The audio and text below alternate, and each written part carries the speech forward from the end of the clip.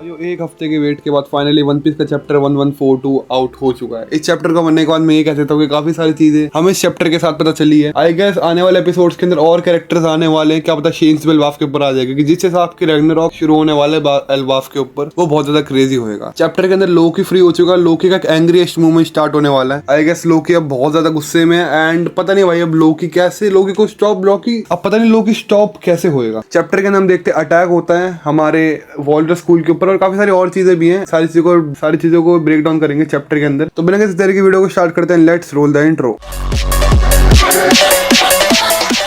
अगर हम चैप्टर के कवर पेज की बात करें तो हम दोबारा से वानो पहुंचते हैं जहाँ पे काइडो का अटैक यूज करके यामाटो ने हुजू का वन शॉट कर दिया है। एंड उसके बाद अगर हम चैप्टर की बात करें तो एक बहुत बड़े जाइंट सरपेंट ने वॉल्टर स्कूल के ऊपर अटैक कर दिया है। बच्चे स्टटर के भाग रहे हैं एंड उनमें से एक बच्चा कहते हैं कि हाँ इसको मैंने पढ़ा था, इसको जोरमुंदार कहते हैं। अब आई गेस मैं इसको सही प्रोनाउंस कर रहा हूँ, बट ये सरपेंट गॉड ऑफ वॉर वाला सरपेंट है, को द मिडगार्ड सरपेंट भी कहते हैं और जिसको वर्ल्ड सरपेंट भी कहा जाता है। और ये बच्चे के ऊपर अटैक कर रहा होता है और बच्चे से बहुत ज्यादा डर के भाग रहे होते हैं। आफ्टर जब टीचर्स को पता चलता है कि भाई ये सब हो रहा है हमारे स्कूल के अंदर, तो टीचर्स कहते हैं इन बच्चे को बचाना पड़ेगा। और वहीं पे प्रिंसिपल कीबा एंड सॉल मिलके उन बच्चों को बचा लेते हैं। एंड लिटरली सॉल यहाँ पे एक बहुत तगड़ा पंच मारते हैं उस जाइंट सरपेंट के ऊपर और उस पंच के बाद उस सरपेंट लिटरली भाई उसकी शेप भी बदल जाती है भाई वो। और भाई सॉल के पंच के बाद उस सरपेंट का लिटरली शेप ही बदल जाता है सर का। उसके बाद वो बच्चे को तो बचा लेता है, बट वो कहते हैं कि भाई एकदम से यहाँ पे ये सब क्या होने लग गया। और वहीं पे रॉबिन कहते हैं कि यहाँ पे एकदम से ये सारी चीजें क्या होने लगी सॉल। तो सॉल कहता है भाई मुझे भी नहीं पता ये सारे एनिमल्स कहाँ से आ रहे हैं यहाँ पे एल्बाफ के ऊपर। एंड भाई वो देखते हैं कि भाई काफी सारे बच्चे लाइन बना के शिप पे लोड हो रहे हैं एंड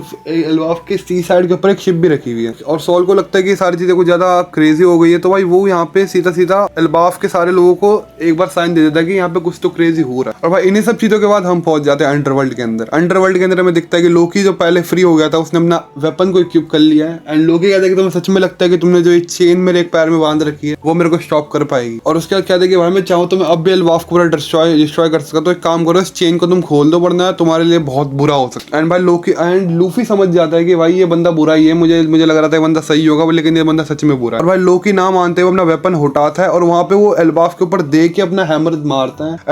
एंड बहुत क्रेजी लेवल ऑफ यहाँ पे हाकी रिलीज होती हुई दिख रही है हमें एंड एल्बाफ के एडम ट्री के ऊपर। और हमें दिखता है कि मॉन्स्टर ट्रियो भी हमारी यहाँ पे साइड बाय साइड पोजीशन लेता हुआ दिख रहा है। तो yup I guess next chapter के अंदर हमें मॉन्स्टर ट्रियो वर्सेस लोकी देखने को मिल। एंड उसके बाद हम पहुंचे थे वॉल्टर स्कूल के ऊपर जहाँ पे लोग अभी भी कंफ्यूज है कि सारे के सारे मॉन्स्टर्स आ कहाँ से रहे हैं। तो वहाँ पे एक टीचर जाके कीबा को बताती है कि सर ये सारे बच्चे, ये सारी जितनी भी चीजें हैं ये सारे इन बच्चों का फेयर है। और भाई वो टीचर बताती है कीबा को कि एक दिन मैंने इन बच्चों को कहा था कि तुम्हें वो चीज ड्रॉ करनी है जिससे सबसे ज्यादा तुम्हें डर लगे। उसके बाद बच्चों ने काफी सारी चीजें बताई। बच्चे ने बताया कि उनको लोकी से डर लगता है, उनको ब्लैक निका से डर लगता है और काफी सारी चीजें और बताई जिनसे उनको डर लगता है। एंड उसके बाद उन्होंने उन सब चीजों को ड्राइंग करा एंड अब वो सारी चीजें लिटरली रियलिटी के अंदर चेंज हो गई है। ये सारे लोग काफी सारे कंफ्यूज है कि ये सारी चीजें कहाँ से आ रही हैं, बट आई गेस इनको पता चल गया कि ये सारी चीजें इन बच्चों का ही फेयर है। उसके बाद हमें वो जाइंट इमेज दिखाई जाती है जहाँ पे हमें लोकी, ड्रैगन एंड लिटरली नीका भी दिख रहा है, ब्लैक नीका, जिसको ब्लैक नीका से रिजेंबल करा गया है। इस वाले ब्लैक नीका की बियर्ड है, इस ब्लैक नीका की बियर्ड है, तो दैट्स व्हाई इस ब्लैक नीका को काइंड ऑफ ब्लैक बियर्ड से रिजेंबल कर रहे हैं काफी सारे लोग। एंड आई गेस हो भी सकता है भाई ब्लैक बियर्ड, और ब्लैक बियर्ड की एक पावर भी हो सकती है। और उसी के साथ भाई यहाँ पे हमारे 3 गॉड नाइट्स इन सब चीजों को जंगल में बैठ के देख रहे हैं एंड वो एकदम इजी पीजीली अपने प्लान को एग्जीक्यूट कर रहे हैं। और उसके बाद वो जो हमारा वो जुपिटर वाला होली नाइट था ना, वो